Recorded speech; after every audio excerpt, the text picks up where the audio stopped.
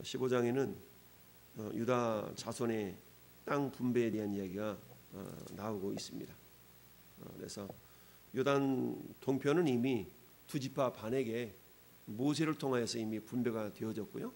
하나님이 원래 약속한 땅은 요단을 중심으로 해서 요단 서편 땅이었죠. 그래서 요단 이 동편 땅이었던 루벤 지파, 갓 지파, 또 므낫세 절반 지파의 땅은 이미 모세 때에 이미 분배가 끝났고요. 이 요단 서편 지역을 분배하는 데 있어서 이제 남쪽으로부터 북쪽에 이르기까지 땅 분배가 이루어지는데 가장 먼저 분배받은 지파가 유다 지파다라고 했습니다. 그런데 이 갈렙이 유다 지파 사람입니다. 여호수아는 에브라임 지파 사람이죠.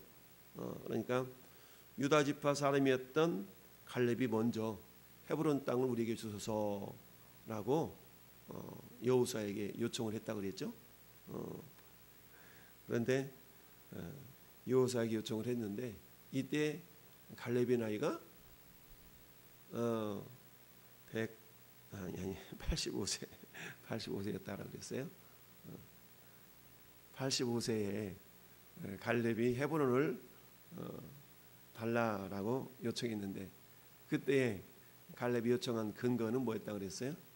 45년 전에 모세가 했던 약속, 하나님 모세를 통해 하셨던 그 약속을 근거로 해서 45년이 지난 뒤에도 여전히 강건하니 그 땅을 내게 달라라고 해서 헤브론 땅을 갈렙에게 주고 여호수아가 갈렙을 축복했다라고 했죠.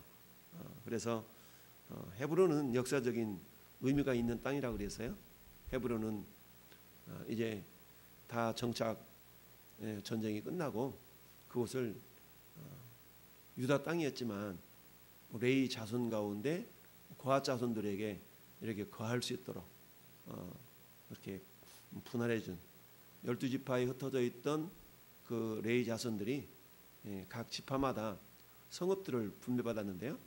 그 가운데 요단 동편의 세 성읍을 그 다음에 요단 서편의 세 성읍을 우리가 도피성으로 이렇게 주어졌다고 그랬어요. 그 도피성 6개를 제외하고 42성읍을 각 지파들마다 이렇게 레인들이 머물 수 있도록 이렇게 분할을 해 주었던 거죠. 그래서 전체 48성읍의 레인들이 이제 머물게 되는데요. 그 다음에 이제 오늘 본문에 1절부터 12절까지 유다 자손의 땅이 어떻게 분배되는가에 대한 이야기를 하고 있는데 4절 하반절 보면 이것이 너희의 남쪽 경계가 되리라. 1절부터 4절까지 남쪽 경계에 대해서 쭉 말씀하고 있죠. 그 다음에 5절 상반절에는 그 동쪽 경계는 염해니 요단 끝까지요. 달랑. 자, 요단 경계는 동쪽 경계는 염해는 사해를 말하는 거죠. 사해니 요단 끝까지요. 이렇게 한 줄로 요단 동쪽의 경계를 설명하고 있어요. 그 다음에 유다 지파의 북쪽 경계를 또 정확하게 설명하고 있죠. 그래서 5절 하반절부터 11절까지 북쪽 경계에 대해서 말씀하고 있어요. 1절에서 4절까지는 남쪽 경계, 5절 상반절에는 동쪽 경계, 그 다음에 12절에 서쪽 경계는 대해는 지중해를 말합니다. 지중해와 그 해안이니 유다 자손이 그들의 가족대로 받은 사방 경계가 이러하니라. 우리 이제 장로님 한 장 앞으로 넘겨보면 지도가 있죠? 성경 지도 있죠? 거기 지도 보면 왼쪽 밑에 유다 지파 요 분배된 땅, 제가 카톡방에다가 여러분 카톡방에 올려놓은 지도가 있어요. 그걸 보시면 돼요. 월요일날 올려놨나요? 자, 그래서 여기 보니까 지금 유다 지파의 남쪽 경계, 그러니까 유다 지파 내에 시므온 지파가 있는 거예요. 그러면서 유다 지파의 오른쪽 경계는 그야말로 사해 바다가 오른쪽 경계가 되는 거고요. 왼쪽 경계는 저 지중해를 중심으로 해서 그 지중해 해변이 왼쪽 경계가 되고요. 그다음에 북쪽 경계는 그야말로 구불텅구불텅하니 이렇게 되어져 있죠. 그 경계에 있는 성읍 하나하나를 지금 다 얘기하고 있는 게 오늘 6절부터 11절까지예요. 그 가운데 맨 마지막에 있는 언급한 도시가 11절 하반절에 보니까 얌느엘이니 그랬죠. 얌느엘이라니 그 끝은 바다다. 그러면 지도 보면 맨 왼쪽에 얌니엘, 에그론 다음에 시커멓게 해서 얌니엘이라는 그런 도시가 있죠. 이처럼 구체적으로 이 성읍 지역을 경계를 이렇게 지금 한정 짓고 있는 것을 봅니다. 자, 이것을 통해서 우리가 알 수 있는 것은 결국 아무리 하나님이 주신 축복이라 할지라도 그 축복에는 경계가 있다라는 것을 우리에게 가르치시고자 합니다라는 이야기입니다. 하나님이 약속을 해주셨어요. 가나안 땅을 약속해 주셨지만 약속한 그 축복의 땅이라 할지라도 12지파들에게 나누어 줌에 있어서 경계를 지었다라는 얘기입니다. 그러니까 하나님의 축복에는 경계가 있다. 물론 하나님 능력은 무한하지만 우리의 믿음의 분량과 우리의 어떤 성향, 성품 이런 것에 따라서 하나님 우리에게 주시는 복은 한계가 있다라는 겁니다. 물론 변함없이 우리에게 주어주신 그 동일한 복은 뭐겠어요? 하나님의 자녀 삼으시고 천국을 유업으로 받는 복이죠. 마치 탈북자들이 대한민국에 들어와서 한국 국적을 취득함에 있어서는 그 어떤 사람들이 할지와 동일하죠.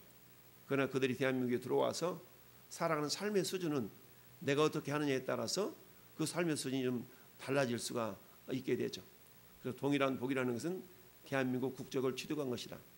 그러나 대한민국에서 그들이 삶의 수준을 누리는 것은 그들의 역량에 따라 달라질 수가 있는 거죠. 마찬가지로 하나님께서 저나 여러분들을 하나님의 자녀 삼아주신 그 복은 동일합니다. 그러나 그 복은 동일하지만 이 땅에서 또는 영원한 하늘나라에서 우리가 받을 어떤 그런 축복의 분량이라는 것은 분명히 경계가 있다라는 것을 우리가 알 수가 있습니다. 여러분 창세기 49장에 가보면 야곱이 자기 12아들을 축복하는 장면이 나옵니다. 축복하는 장면이 나오는데 그 가운데 창세기 49장 한번 이렇게 넘어가 볼까요? 창세기 49장 가보면 창세기 49장은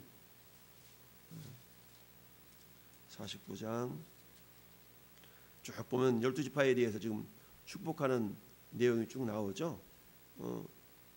다 축복을 하고 그 다음에 자 장자부터 쭉 축복하죠.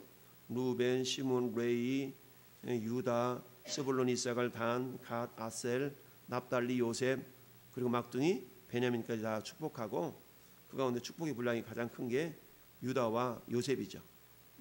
결국 요셉은 어때요? 요셉은 두 몫을 감당하게 되죠. 자 28절 같이 읽어볼까요?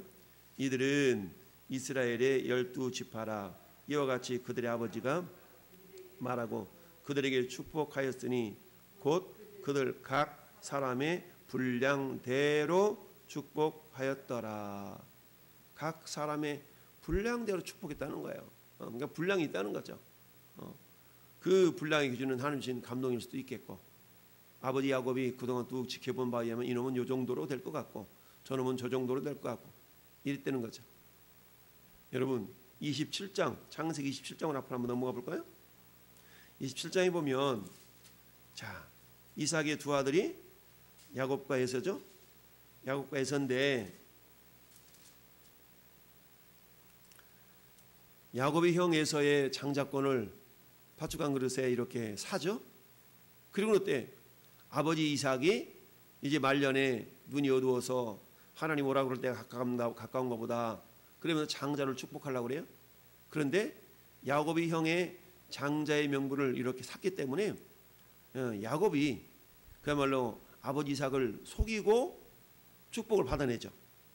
야, 그랬더니 사냥을 해서 오니까 오 이게 누구냐? 아버지 내가 막 사냥해서 왔는데요. 라고 하면서 야, 이 32절 그의 아버지 이삭이 그에게 이르되 너는 누구냐? 그가 대답하되 나는 아버지 아들 곧 아버지의 맏아들 에서로소이다. 이삭이 심히 크게 떨며 이르되 그러면 사냥한 고기를 내게 가져온 자가 누구냐? 내가 오기 전에 내가 다 먹고 그를 위하여 축복하였은즉 그가 반드시 복을 받을 것이니라. 그랬더니 에서가 뭐라고 그러냐면 34절에 에서가 그의 아버지의 말을 듣고 소리질러 슬피 울며 아버지에게 이르되 내 아버지여 내게 축복하소서 내게도 그리 하소서라고 그랬더니 38절 에서가 아버지에게 이르되 내 아버지여 아버지가 빌 복이 이 하나뿐이니까 아버지여 내게도 축복하소서 하면서 소리 높여 울었더니 아버지 이삭이 대답하되 네 주소는 땅의 기름짐에서 멀고 내리는 이슬 하늘의 이슬에서 멀 것이며 너는 칼을 믿고 상을하겠고 내 아우를 섬길 것이며 내가 매임을 벗을 때에는 그 멍에를 네 목에서 떨쳐버리리다. 결국 뭐예요? 이 빌복이 이 하나뿐입니까? 33절에는 내가 축복하였으니 그가 반드시 복을 받을 것이라 라고 더 이상 에서를 축복해 주지 못하죠. 결국 뭐예요? 축복에 한계가 있다. 축복에 경계가 있다. 라는 것을 우리에게 보여주고 있습니다. 그러니까 그 축복의 한계를 결정짓는 것은 물론 하나님의 주권이지만 우리로 말하면 믿음의 분량 또는 믿음의 그릇이라고 표현할 수가 있겠죠. 그런데 어때요? 믿음의 분량이라 할지라도 그 믿음의 분량은 어때요? 고정되어져 있는 것이 아니라 어떻게 해요? 가변적이다. 믿음의 분량은 더 커질 수가 있죠. 물론 하나님께처럼 구체적으로 12지파에 대한 그 땅의 경계를 이렇게 정해놓고 어디까지는 너희들 땅이야 라고 했지만 나중에 이 경계가 변화가 되죠. 그것은 오늘날로 말하면 어때요? 믿음의 분량에 따라서 축복하시는 하나님이시다라는 얘기입니다. 믿음의 분량에 따라서 축복하시는 하나님. 자, 이 내용을 우리 신약성경에 한번 볼까요? 신약성경 에베소서 4장 한번 봐보세요. 에베소서 4장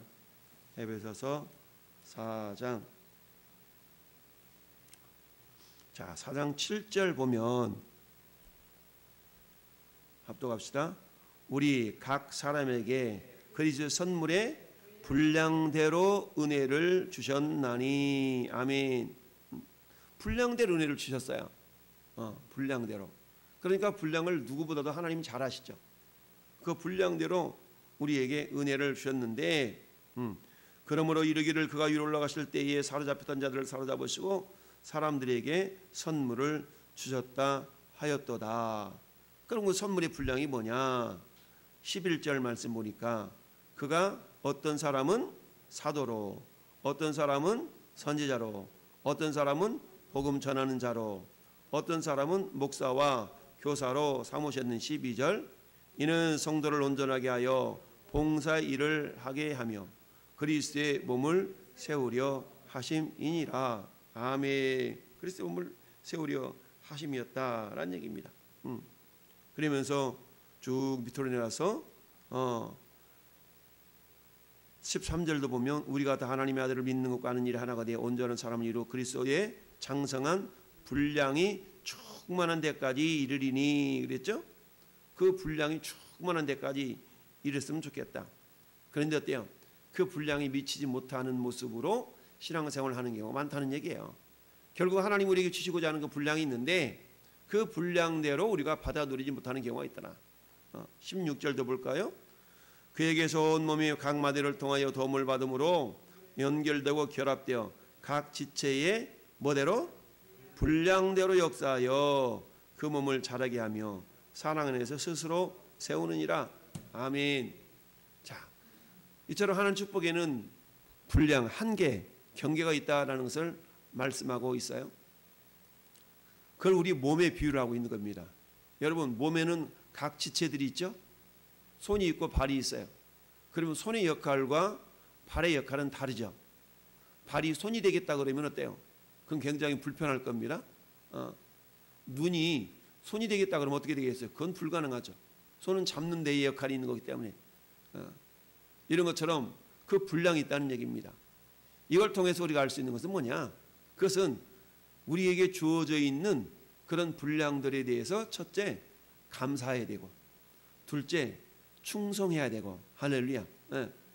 감사와 충성이 있어야 된다라는 얘기입니다. 교회 공동체적인 모습으로 본다 그러면 교회를 지금 사람의 몸에 비유를 하고 있는 거거든요. 에베소서는 몸에 비유를 하고 있어요. 그러면은 우리 장로님이 오른손이라 그러면 권사님은 왼손일 수가 있고, 우리 김 집사님은 발일 수가 있고, 이래 다 역할이 다르다는 얘기입니다. 그런데 오른손 역할을 해야 될 내가 자꾸 입의 역할을 막 감당하려고 한다. 이래 버리면 어때? 몸이 부조화가 나타날 수가 있죠. 그래서 평안에 매는 줄로 성령이 하나 되게 하신 것을 힘써 지키라. 하나 되게, 하나됨이거든요. 하나됨. 즉 오늘 본문으로 다시 돌아와서 하나님께서 여호수아를 통해서 12지파에게 각 땅을 분배하는데 경계를 지어서 분배했다는 얘기죠. 겹치지 않게 했다는 얘기예요. 겹쳐지지 않도록 분배를 해준 거예요. 그럼 뭐예요? 우리 몸도 역시 마찬가지. 겹쳐지지 않도록 손의 역할, 발의 역할, 칼 역할이 다 나눠져 있다는 겁니다.